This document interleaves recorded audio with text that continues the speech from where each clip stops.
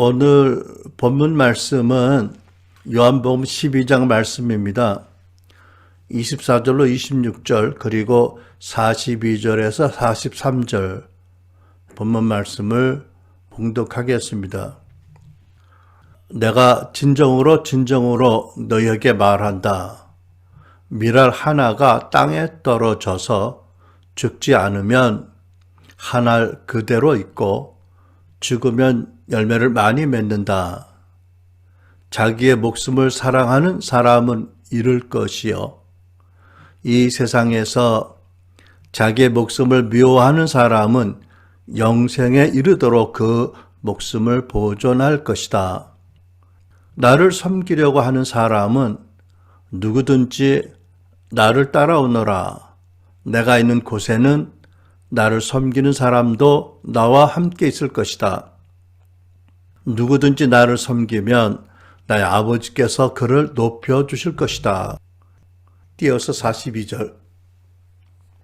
지도자, 관리 가운데서도 예수를 믿는 사람이 많이 생겼으나 그들은 바리새파 사람 때문에 믿는다는 사실을 드러내지는 못하였다. 그것은 그들이 회당에서 쫓겨날까 봐 두려워하였기 때문이다. 그들은 하나님의 영광보다도 사람의 영광을 더 사랑하였다. 표준 세번역이었습니다. 오늘 설교 제목은 복음서 시대 종파들과 우리 교회 선택 이렇게 정해 보았습니다. 예수님께서 26절로 나를 섬기려고 하는 사람은 누구든지 나를 따라오너라.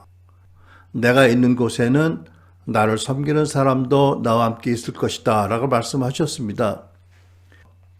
여러분, 우리의 소원은 예수님의 제자로서, 예수님의 추종자로서 예수님이 계신 곳에 있기 원하고 예수님의 마음으로 원하고 예수님을 섬기기 원합니다. 그러니까 말씀 안에서 지혜의 영으로 예수님 지금 어느 곳에 계시는지를 알기 위해서 예수님 당시 여러 종파들에 대한 예수님의 마음이 어땠는지를 오늘 살펴보려고 합니다. 먼저 성경을 보면 예수님 당시대 사람들 안에 패러다임이 많이 있었는데 그 중에 예수님이 특별히 싫어하신, 책망하신, 배척하신 패러다임들이 있었습니다. 그 중에 셋을 꼽으라면 첫째가 율법주의입니다. 다른 말로 바리새주의라고 할 수 있겠죠. 여러분, 율법주의에 대해서는 여러분이 이미 많이 알고 계시니까 자세히 설명하지 않겠습니다. 율법주의자들의 그 파라다임은 결국 인간의 전적인 타락을 가리우고 하나님의 절대적인 은총의 구원을 가로막고 사람들의 종교적 행위에 지나치게 높은 가치를 부여하는 잘못된 주장이 있지요. 그런데 그 율법주의자들이 가지고 있는 그 파라다임이, 그 신념이 구원받지 못한 사람들이나 또는 구원받아도 아직 육신적인 크리스찬들의 본성에 잘 매치가 되는, 부합되는 성격이 있어요. 그래서 지금도 교회들 안에는 율법주의자들이 상당히 있을 수 있다라고 봅니다.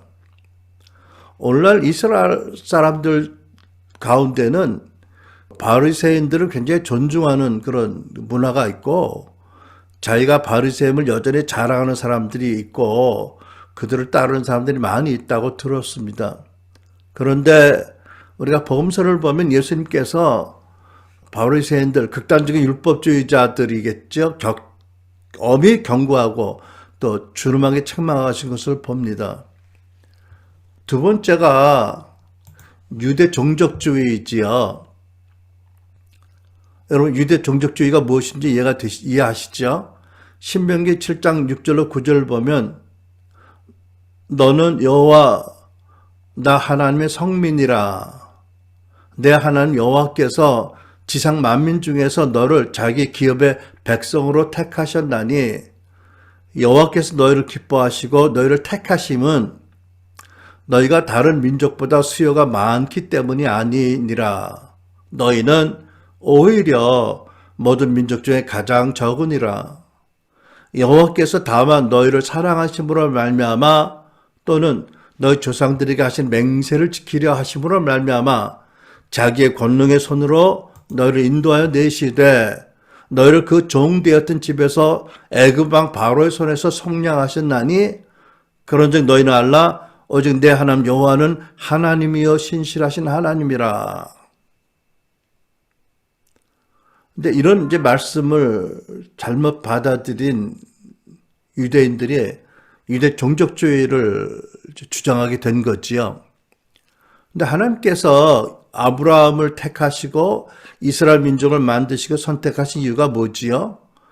방금 읽은 신명기 말씀처럼 그들이 뭐 다른 민족보다 더 훌륭해서 탁월해서 또 숫자가 많아서가 아닌 것입니다. 오히려 그들이 가장 적었기 때문이고 다만 하나님이 그들을 사랑하시고 또 그러므로 그들의 조상에게 주신 약속을 맹세를 지키려 하시기 때문인 것이지요.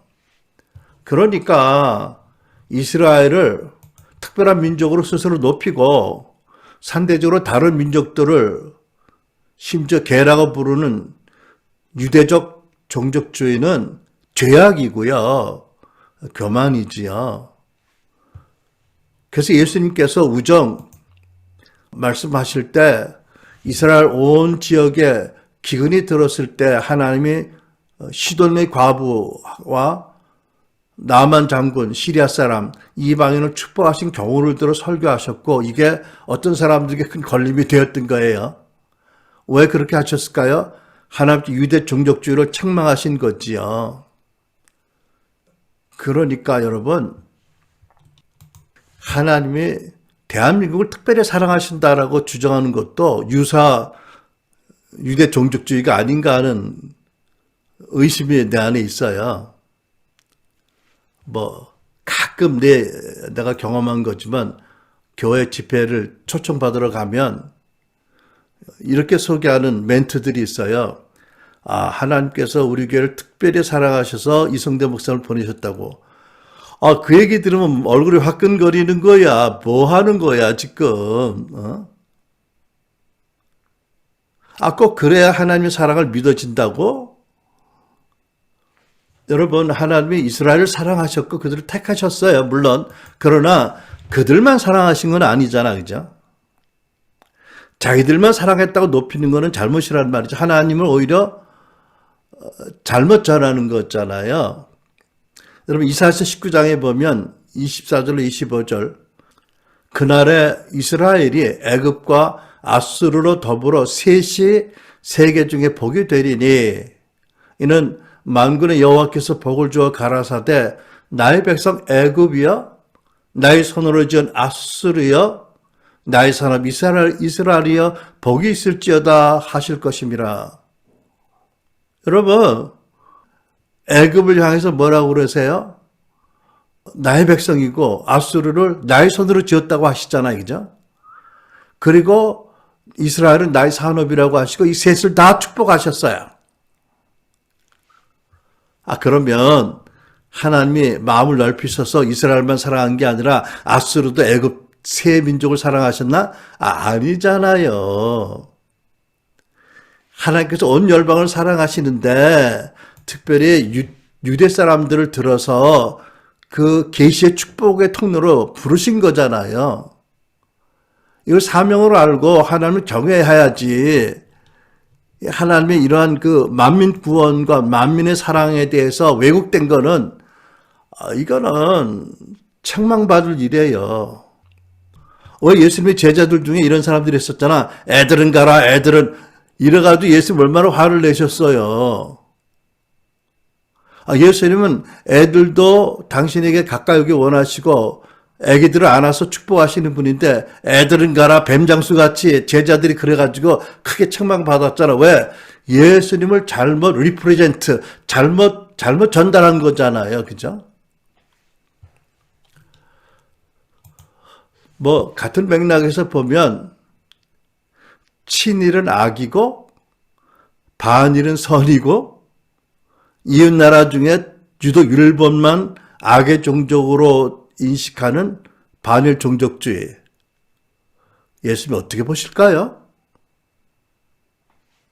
그 다음에 세 번째, 예수님이 책망하시고 무너뜨리신 그 파라다임, 폭력주의입니다. 성경에 보면 예수님 주변에도 이 폭력주의를 믿는 열심당원이 있었던 것 같은 근거들이 있어요. 많은 일이 가룟 유다가 그 중에 하나라고 말하잖아요. 그게 맞는지 틀린지는 모르겠지만 가룟 유다가 아니라도 사도행전에 보면 사도 바울을 죽이기까지는 먹지도 마시도 않겠다고 맹세한 그런 폭력단원들이 있었잖아요. 그죠? 그리고 예수님 잡혀가시던 밤에 베드로가 칼을 빼어가지고 말고라는 사람을 칼로 내리쳐서 귀를 잘랐잖아요. 천만다행이지 말고의 머리에 정통을 칼로 쳤으면 난리 났다, 난리 났어. 물론 예수님이 살리셨겠지만, 그죠? 그때 예수님께서 뭐라고 말씀하세요? 칼을 칼집에 도로 꽂아라. 칼을 쓰는 사람 모두 칼로 망한다. 그거 책망하셨잖아요. 아무리 예수님을 위한 것이라도 예수님은 폭력을 금하신 거예요. 근데 공산주의자들은 이 지상 유토피라는 거짓된 꿈을 사람들에게 바라보게 하고 그 유토피아를 건설하기 위해서는 모든 수단 방법을 가리지 않아도 된다라고 하잖아요. 이게 목적이 수단을 정당화하는 사단의 논리예요. 얼마 전에 어떤 한 사람이 학생들한테 가서 정당한 목적을 위해서는 수단 방법을 가리지 않아도 된다라고 말했다는데 나 그 보도를 듣고 믿을 수가 없었어. 이 사람 제정신이야 지금. 그게 사실이라면 보도가 예수님이 그 후보를 밀어주실까? 나는 그럴 수 없다고 생각해. 어떤 분들은 국민을 보호하고 악을 징계하는 책임을 가진 통치자들이 그 사명을 행하지 않으면 모든 방법으로 저항하는 것이 잘못이 아니다라고 주장하는 것 같아요. 근데 근본적으로 예수님이 폭력주의를 반대하셨으니까 우리도 반대해야 돼요. 근데 이제 어려운 케이스가 있잖아요. 독일의 본회포 같은 분들. 논리적으로는 그 본회포의 폭력주의는 마땅히 지탄받아야 되는데 인간적으로는 그 신념이 존중돼야 할 것 같은 생각이 들어요. 그러니까 이게 논리적으로 앞뒤가 안 맞는 거잖아, 그죠? 그러니까 이 경우에 내 머리와 내 가슴이 따로 놀아요. 뭐 자주 그러지만 이런 폭력은 분명히 예수님이 미워하시고 무너뜨리시는 파라다임이 죄예요. 그러나 정말 절제된 폭력이 있다면 그래서 많은 죄 없는 생명들을 죽음에서 건질 수 있다면 마치 밀알 하나 따라 땅에 떨어져 죽어서 많은 열매를 맺는다면 그런 믿음의 동기로 한다면 하나님께서 심판 때에서 그를 용서하지 않으실까? 라는 생각이 들긴 해요. 그러나 아주 고귀한 목적, 예외적인 경우가 아니라면 폭력주의는 반드시 거부해야 될 사단적인 파라다임이 있잖아요. 지금 러시아가 침공한 나라 금방 생각이 안 나는데 지금 그 수도 키예프까지 러시아가 진격을 하려고 하는데 엄청난 그런 그 국민적 저항이 전쟁에 위에 국민적 저항이 일어나서 러시아가 군대가 굉장히 어려움을 겪는다는 보도가 있는데 그런 폭력에 대응하기 위한 폭력은 어쩔 수 없겠죠. 자기 나라를 지키기 위한 폭력, 불의한 외적의 군대로부터. 하지만 이런 예외적인 경우가 아니라면 폭력은 반드시 배격해야 된다. 예수님이 무너뜨리시기 원했던 파라다임이다라고 믿습니다. 자, 그러면 이제 예수님 당시에 여러 종파들이 있었는데 그들이 다 하나님 나라를 위한 종파들인데 전략이 다 달랐어요. 그래서 그들이 어떤 전략과 어떤 비전을 갖고 있었는지를 한번 살펴보길 원합니다. 첫 번째 보려는 그런 종파는 뭐냐면 사두개인들이나 헤롯 당원들입니다. 그러니까 이들이 어떤 사람들이냐? 현 세상에서 하나님 나라를 섬기기 위해서는 실제적인 방안이 무엇이냐? 타협적인 방안을 모색한 사람들이에요. 그러니까 그 당시 세계를 지배하는 강대국 로마의 지배체제 안에서 우리가 어떻게 하나님을 섬기는 것이 옳은 거냐? 우리 힘으로 바꿀 수 없는 현실과 체제 안에서 우리가 할 수 있는 최선이 무엇이냐를 간구한 사람들이 있죠. 근데 이 사두개인들은 내세를 믿지 않았고 천사도 안 믿었어요. 그죠? 그러니까 바리새인들은 모든 일이 하나님의 섭리와 경륜으로 되어진다고 믿었는데 반대로 사두개인들은 사람들의 개인의 의지를 따라 모든 일이 이루어진다고 믿는 거예요. 그러니까 요즘 말로 하면 칼빈주의와 웨슬리안의 어떤 그런 대척점 같은 그런 모습이 조금 보이잖아요. 그죠? 이 사두개인들은 또 헤롯 당원도 마찬가지. 그래서 그런 그 사상을 갖고 있기 때문에 로마의 그 지역 정부에서 여러 가지 공무를 맡고 직임을 맡아서 그러니까 로마의 통치에 협력한 사람들이 많이 있었습니다. 그래서 사내들인 공회 중에도 사두개인들이 많이 있었다라고 합니다. 그러니까 헤롯 당원들은 헤롯 왕에 추종하는 세력입니다. 당연히 헤롯 정부에서 공무원이 되어서 직임을 맡았고 섬겼고 정부에 내는 세금도 당연히 내야 된다라고 주장했죠.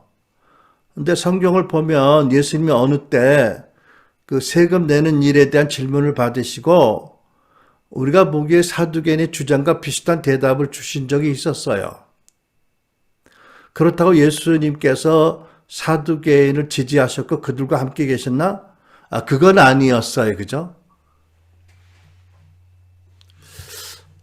저는 제가 그릇된 해석인지 몰라도 노예 제도에 대한 말씀의 정신도 그렇고 로마 정부의 세금 내는 부분에 대한 예수님 말씀도 그렇고 저에게는 이렇게 느껴져요. 현실적으로 그들이 가지고 있는 능력으로 불의한 정권을 로마 정부라는 불의한 정권을 뒤집을 수 없다면 불가능한 것으로 도전을 해서 많은 인명피해를 보기보다는 차라리 그 노력으로 복음을 전파하고 많은 사람들을 구하는 것이 더 합당한 것이다라는 그런 마음이 있지 않나 싶은데 뭐 내가 계시를 받았다는 것도 아니고요. 말씀에서 분명한 증거가 있다는 것도 아니고 저는 그런 것 같아요. 그렇다고 해서 어떤 진리를 타협하라 이거는 하나님 뜻이 아니지만 그죠? 또 십자가를 지고 따라야 될 부분이 있지만 저는 그게 아버지 마음이 아니었을까라고 생각을 해봅니다. 두 번째 우리가 예수님 당시에 하나님 나라를 섬기기 위한 종파들이 가지고 있었던 전략, 방안 두 번째는 뭐냐면 급진적인 방안입니다. 심지어 폭력적인 방안이에요. 아까 말씀드린 열심당원들의 선택이 있죠. 마가복음을 보면 빌라도가 예수를 신문하다가 자기 아내의 말도 있고 예수님에 대해서 큰 어떻게 보면 경건한 두려움이 생겼어요. 그래서 가능하면 예수님을 풀어드리려는 마음이 있었던 것 같아요. 그죠? 근데 큰 명절에 죄수 하나를 석방하는 관례가 있어서 그래서 빌라도가 은근히 사람들의 의견을 유도해서 예수님을 석방하려고 했죠. 근데 그 무리 중에 있던 대제사장이 그러니까 사두개인이 사람들을 충동해가지고 예수가 아니다. 우리는 바라바를 원한다 하고 바라바를 석방하고 난리쳤잖아요. 그래서 예수님이 결국 십자가에 처형당하고 물론 그게 하나님의 경륜이지만 어쨌든 바라바가 석방됐어요. 근데 이 바라바가 누구예요? 밀란 중에서 사람을 죽인 폭력당원이에요. 열심당원인 거죠.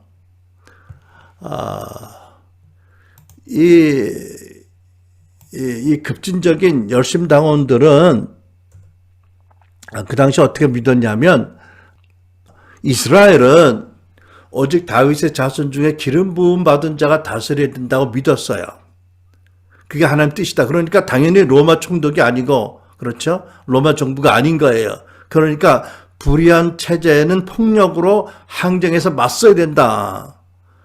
군사력까지 키워서 독립을 해야 된다라고 주장을 했고요. 우리가 잘 아는 마사다의 마지막 그 전투로 유명한 1차 유대와 로마 전쟁을 일으켜서 끝까지 항거했던 이들이 바로 급진적인 열심당원들이 주축이 된 거다라고 우리가 알고 있습니다. 세 번째, 현세에서 하나님 나라를 세우기 위한 그 SNF파가 선택한 전략, 방안은 이런 것입니다. 배타적인 전략인데 이 사람들은 세상의 더러움에서 자기를 지키기 위해서 광야로 나갔어요. 세상을 떠나서 광야에 나가서 거기서 공동체를 만들고 독특한 하나님 나라를 세우고 하나님 나라를 섬기려고 했던 거예요. 그러니까 아주 철저한 개인의 경건과 또 종말적인 신앙과 금욕주의를 강조했습니다.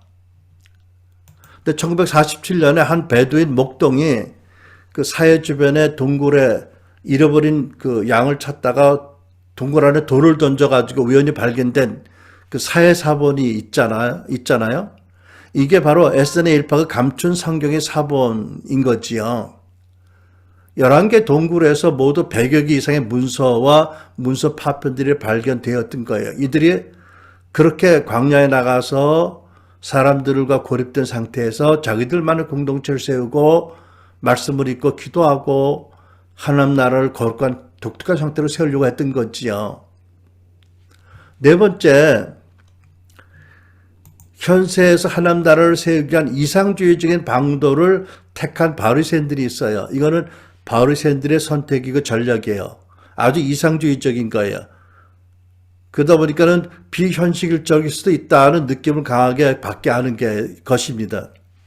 그러니까 바리새인들은 이제 광야로 나가는 그런 그 SNF파와는 달리 세상 안에서 살지만 그러면서도 가능한 한 세상을 멀리하고 자기들만의 어떤 고립된 공동체를 세우고 거기서 하나님을 섬기고 하나님 나라를 세우려고 했던 거지요. 그러니까 굉장히 경건하고 굉장한 특심이 있는 그룹인데 결국 점차 본질과 또 근본적인 목적에서 벗어나서 자기의가 강해졌고 결국은 오늘 본문에서 보면은 그 회당을 지배하는 세력이 바리새인들인데 저들이 하나님이 주시는 영광보다 사람의 영광을 더 추구하게 되었고 자기가 강해졌고 결국 예수님에게 독사의 자식이라는 극단적인 책망을 듣게 되어버렸죠. 자, 그래서 우리가 예수님 당시에 여러 종파들이 있었고 그들이 다 하나님을 섬기고 하나님 나라를 섬기기 위해서 각각 다른 전략과 방안을 선택했다는 것을 살펴봤는데 세 번째로 우리가 볼 것은 뭐냐면 그런데 그것이 옛날 이야기가 아니고 고대 이야기가 아니고 오늘날의 교회들 가운데서도 그 당시 종파들이 선택한 비슷한 유사한 비전과 전략을 갖는 교회들이 많이 있다는 것입니다. 첫째로 사두개인과 헤롯 당원이 과거 고대 때 가졌던 그런 그 비전과 그 전략을 비슷한 전략을 추구하는 교회들이 있어요. 이 사두개인과 헤롯 당원들이 현실의 체제에서 순응해서 하나님을 섬기는 그런 전략을 가졌잖아요. 오늘 어떤 교회들은 그 같은 의도로 성도들의 생활이 바쁘고 세상이 너무 복잡하고 어렵다. 그러니까 신자들에게 최소한의 부담을 주고 그런 가운데 신앙생활을 하게 하자는 명시적은 아니어도 결국 그런 방안을 가진 교회들이 있는 것으로 보여요. 그러니까 신자들에게 교회가 요구하는 기준과 부담을 최소한 낮추는 거예요.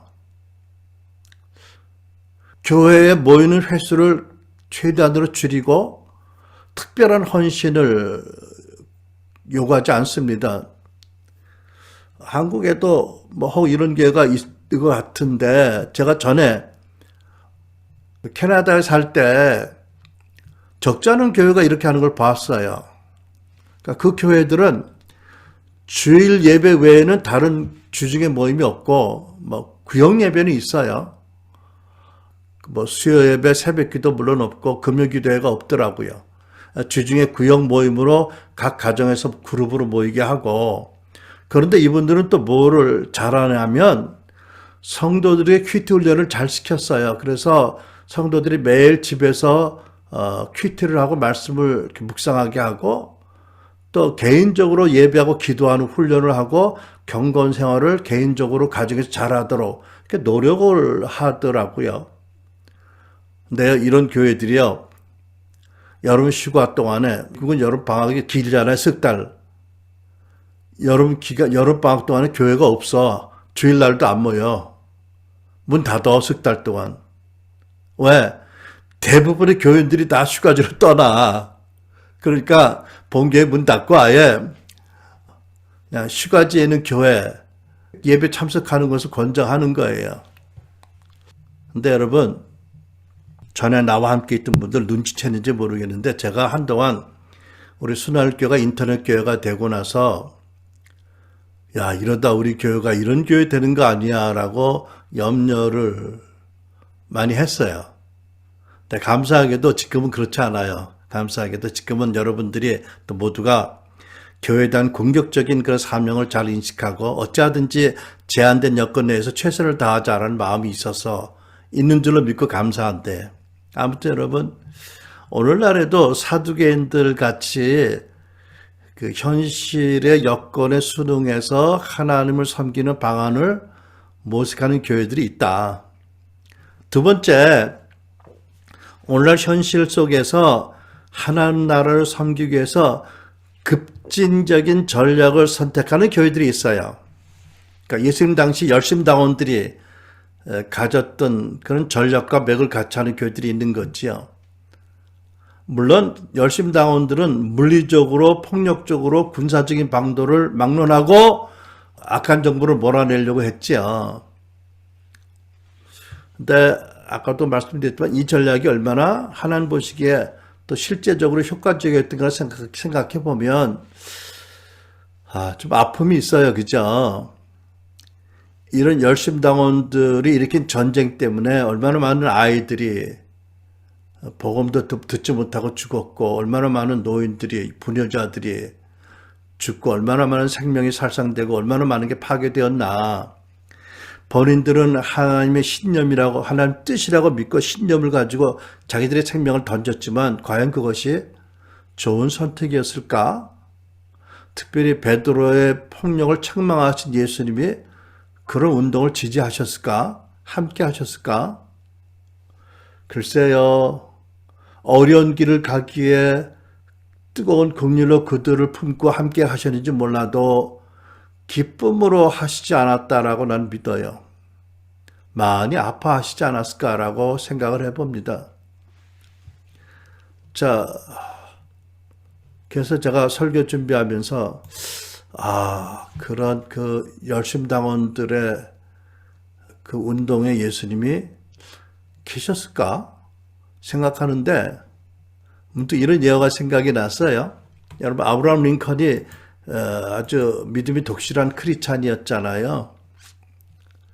역사적인 소명으로 치열한 남북전쟁을 이끌긴 했지만 날마다 어마어마한 생명들이, 가정들이 무너지고 죽고 많은 것들이 파괴되는 전쟁을 이끌면서 많이 고민하신 분이라고 합니다. 그래서 자주 전방시체를 나오지만 언제든지 자주 틈이 나면 기도를 하셨대요. 근데 이분이 기도를 시작하면 이분의 텐트 바깥의 줄에 텐트줄에 하얀 끈을 길게 메어서 모두가 잘 볼 수 있게 하고 왜 아무도 들어오지 못하도록 방해하지 않도록 그렇게 하셨대요. 그러니까 그 모습을 유심히 보던 한 장군이 이렇게 링컨에게 말을 했대요. 각하께서 이렇게 기도를 열심히 하시니 하나님이 반드시 우리 편인 줄 압니다. 그랬더니 링컨 대통령이 뭐라고 했다고요? 아니요. 하나님이 우리와 함께 있다고 계신다고 믿기 전에 내가 과연 하나님 옆에 있는지 하나님과 함께 있는지 그거를 기도로 늘 묻습니다. 라고요. 그럼 어떻게 생각하세요? 그런데 오늘날 교회들 중에서 이렇게 급진적인 전략 가진 교회들이 있어요, 없어요? 있어요. 물론 테러나 물리적인 그런 군사적인 전략을 구하지 않지만 세상을 바꿔야 된다. 세상을 뒤집어야 된다. 어떻게 해야 되느냐? 제자들을 잘 양육해서 저들을 세상에 파송해서 저들이 가는 곳에 사회 영역을 저들의 리더십을 잡고 사회를 변화시켜서 하나님 나라가 임하게 하자. 근데 저는 굉장히 성경적이라고 믿어. 예수님의 지상대명령과 맥락을 같이 하는 전략이라고 믿거든요. 그래서 우리 교회도 이런 비폭력적인 열심당원들의 전략을 선택하는 거잖아. 그죠? 여러분 어떻게 생각하세요? 좀 극단적인 예지만 한국에 광화문에 계속 집회 열고 농성하면서 문통 퇴진 운동하는 그룹이 있잖아. 그죠? 그분들도 오늘날의 현실에서 하나님 나라를 위해서 급진적인 전략을 추구하는 그룹이라고 생각을 해요. 근데 난 그분들이 주장하는 세계 기독청, 내가 보기에는 자기들의 흩어짐을 면하기 위해서 세우려고 하는 신종 바벨탑 같은데, 그런 거는 참 나는 부족한 사람이 좀 못마땅하다고 생각해요. 또 뭐 그분들의 설교가 다 아멘은 아니지만 어쨌든 사회에 대한 교회 책임을 적극적으로 개진하는 면은 필요하다.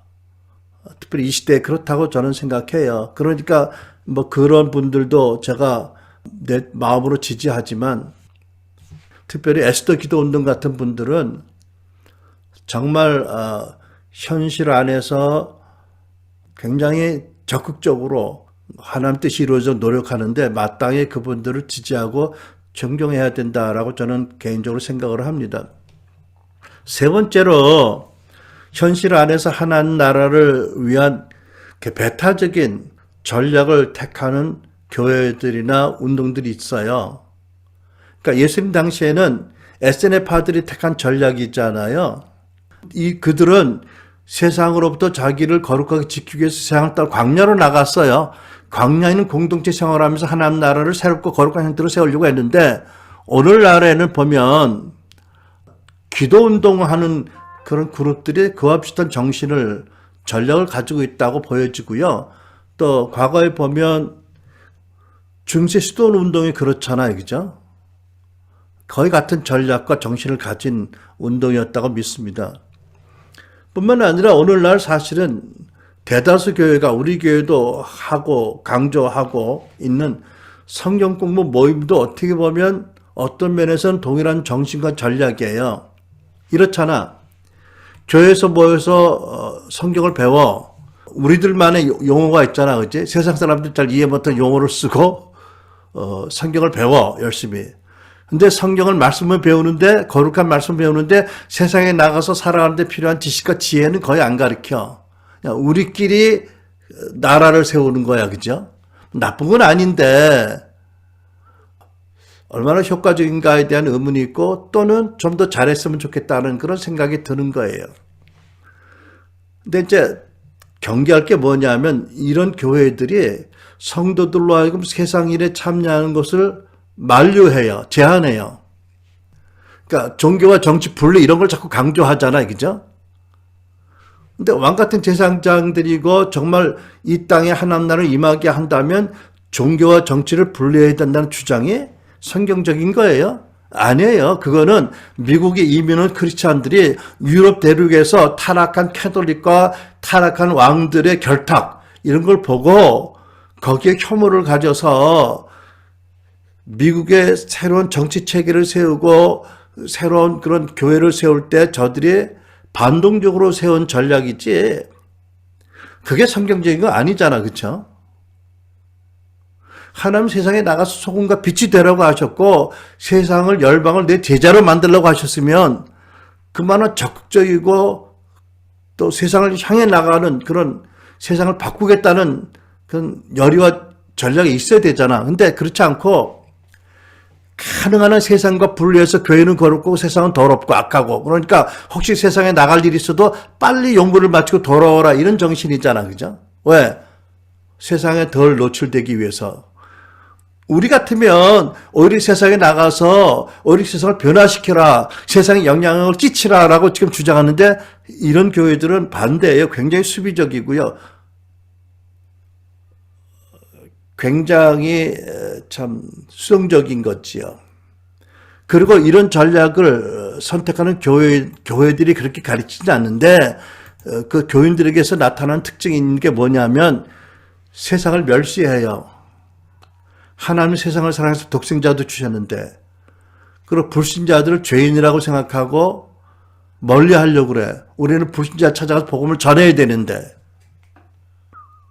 이게 참 아이러니한 그런 증세들이 있어요.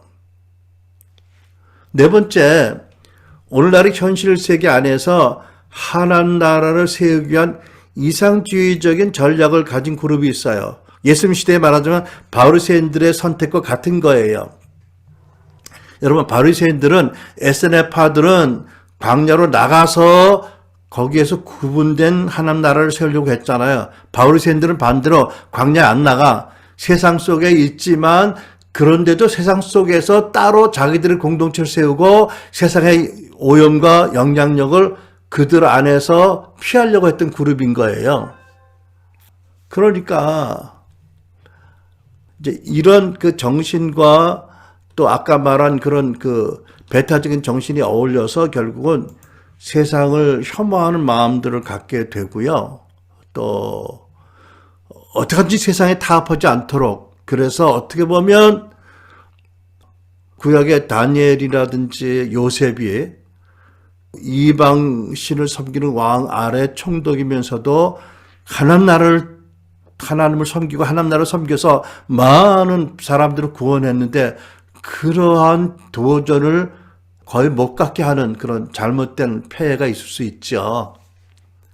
근데 이제 또 그렇지 않더라도 어떤 교회가 있냐면, 극단적으로 신자들에게 교회와 선교를 위해서 희생하도록 요구하는 교회들이 있어요. 어떻게 보면 그분들도 좋은 목적이지만, 굉장히 이상주의적이지만 사실 현실적으로 좀 무리를 했던 바리새인 같은, 의도는 아닌데 내가 보기에는 그런 모습이 있어요. 여러분, 이렇게 얘기하면 이해가 될지 모르는데 조심스럽지만, 제가 미국에 있을 때 그 선교를 위해서 어마어마하게 모든 교인에게 선교의 헌신을 강력하게 요구하는 교회가 있어요.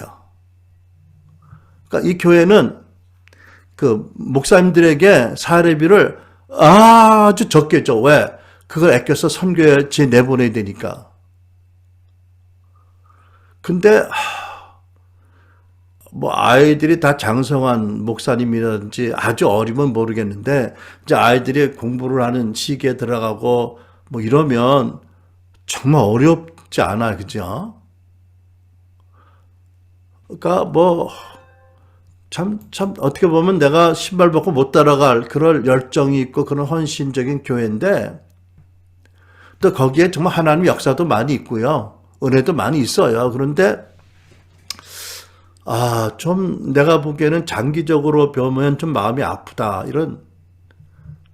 근데 내가 마음 아픈 거야 무슨 뭐가 있겠습니까? 예수님이 혹시 마음 아프지 않으실까, 이런 생각도 엉뚱하게 보여도 할 때가 있었어요. 여러분, 과거에, 지금은 그렇지 않겠지만 캠퍼스 선교 단체 중에 이런 강력한 단체들이 있었잖아. 아주 강력하게 복음을 위해서 헌신하게 하는, 또 헌신하지요.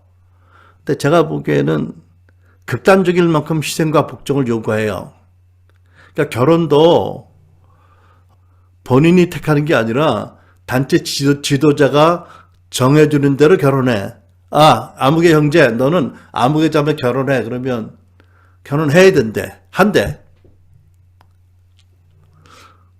어떻게 보면 교제를 좀 한다고 그래도 속을 모르니까 눈꺼풀 씌워서 결혼을 하는 거나, 뭐, 지도자가 하라고 해서 하는 거나, 뭐, 독진객긴 아닌가, 막말로, 이런 생각이 들기도 하는데, 근데 여러분, 제가 보는 문제가 뭐냐면, 그 10년, 20년 전에는 이런 전략이 효과적이었던 것 같은데, 일단 외면적으로.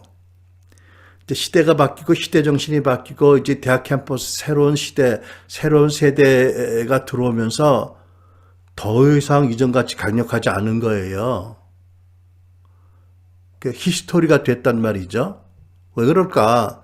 세상이 더 나빠져서, 물론, 하지만 교회는, 선교단체는 변화되는 세상의 문화에 맞춰서 하나님 나라를 아름답고 능력 있게 전하는 전략을 찾아야 되잖아. 근데 무슨 얘기냐면 그때 그 전략은 더 이상 이 시대에는 안 통하는 전략이 됐다는 거예요.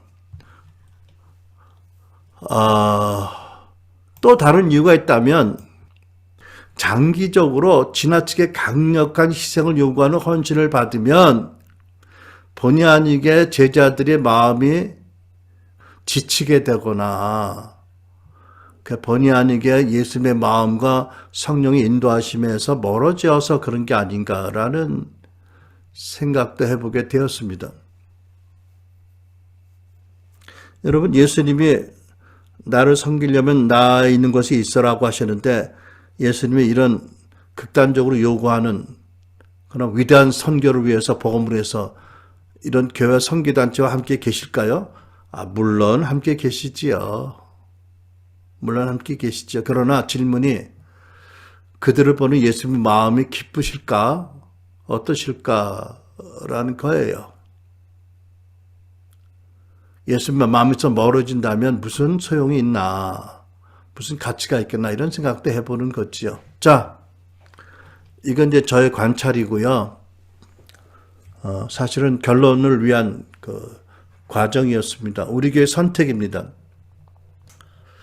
저는 한마디로 말하면 예수님이 대체적으로 예수님 당시에 종파들이 추구했던 전략과 패러다임을 기뻐하지 않으셨다라고 믿어요. 왜냐하면 성경에 예수님이 이렇게 뭐 사두개인과 헤롯 당원과 열심 당원과 바리새인들과 에스네파와 함께 섞이셨다, 함께 계시다는 기록이 없잖아요. 예외적으로 바리새인들은 초기에는 어울리셨어요. 초대도 받고 하셨는데 그들에게 기회를 주셨지만 그들이 당신을 따르지 않으니까 나중에는 그들의 그 참 악함을 보시고 엄히 책망하고 회개를 요청하셨잖아요. 또 예수님이 사두개인들의 어떤 주장과 비슷한 대답을 하셨지만 그들이 가진 모든 전략과 가치를 승인한 건 아니잖아요. 여러분, 예수님은 그들과 상관없이 독자적인 당신의 운동을 세우셨어요. 그죠? 그러니까 한마디로 그 당시 종파들의 목적은 하나님 나라를 위한 것이지만 각각 다른 비전과 전략과 패러다임을 예수님이 인정하신 거야? 안 하신 거예요? 나는 안 하셨다고 믿어요. 하셨다면 합류하셨거나 그 운동을 접수해서 리더로 세우셨겠죠, 본인께서. 그러니까 제가 그걸 보면서 우리가 추구할 것은 굿이 아니다. 사람들 보기에 열정도 많고 참 그 훌륭한 굿이 아니라 갓이다. 하나님의 방도다. 뭐 본문 말씀처럼 예수님이 어디 계시는지 알고 거기 우리도 가 있고 거기서 예수님을 따라 섬겨야 된다. 아무리 규모가 크고 아무리 신학적으로 교리적으로 더 완전하다 하더라도 아무리 열정이 있고 또 가시적인 열매가 있다 하더라도 굿이 아니고 우리는 갓 따라야 되잖아. 그죠? 그러니까 여러분, 저는 예수님 당시에 종파들이 가졌던 그런 비전과 전략 중에 일부는 그 열성은 우리가 배워야 될 필요가 있다고 생각해요. 그러나 예수님께서 새로운 운동을 일으키신 것을 우리가 안다면 우리는 당연히 그 종파를 따르는 게 아니라 예수님을 따라야 된다. 그죠? 그들의 전략이 아니라 그들의 가치가 아니라 그들의 패러다임이 아니라 예수님이 주신 목적과 전략과 가치를 따라야 된다라고 믿습니다. 그러니까 우리는 뭐 다른 교회를 어떻게 하더라도 우리는 그 교회를 축복하고 사랑하려고 하지만 우리는 우리 교회에 주신 비전과 전략이 있고 우리에게 주신 가치가 있고 문화가 있고 패러다임이 있다면 이것을 우리는 귀하게 알고 이것을 세워야 된다. 좀 맥락이 다르지만 겸해서 말씀드리고 싶은 게 때로는 오늘날 한국 정치 사회 현실에 대한 하나님 뜻이 무엇인지를 구하고 그것을 전하는 말씀을 해야 되지 않을까? 근데 필요성도 있어 보이고요. 누구 말 맞다나 전문용어로 간지도 나 보여요.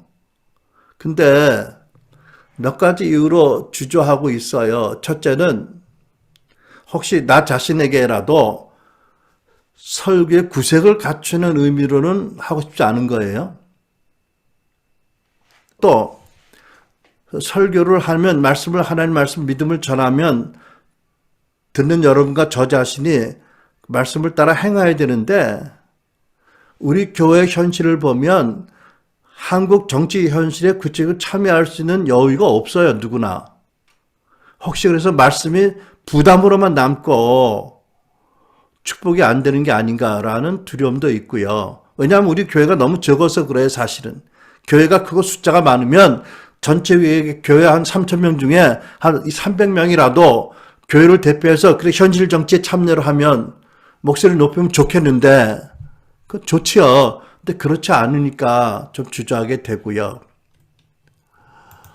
근데 그러면 또 왜 오늘 이 설교를 왜 하느냐? 대선을 앞두고 예수님께서 살아계신 하나님이 오늘 한국의 정치 현실 안에서 지금 어디에 계시는지, 어떻게 보시는지를 좀 보고, 알아보고 투표를 하기 바라서 하는 거예요.